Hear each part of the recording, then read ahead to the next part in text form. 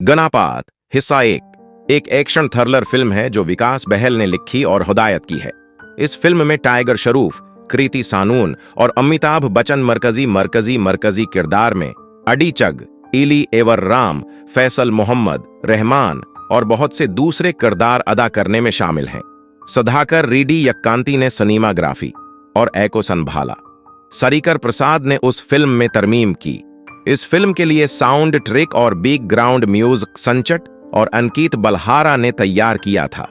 वाशो भगनानी, विकास बहल और जी की भगनानी ने पौजा एंटरटेनमेंट और गड कंपनी के बैनर्स के तहत ये फिल्म तैयार की।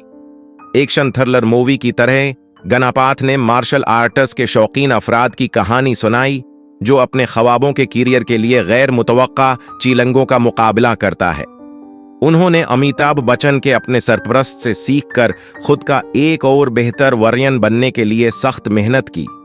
इस फिल्म की बकिया स्टोरी लाइन ने उन चीलंगों से निपटा जो उनका सामना करते हैं और इसने उन पर किस तरह काबू पा लिया।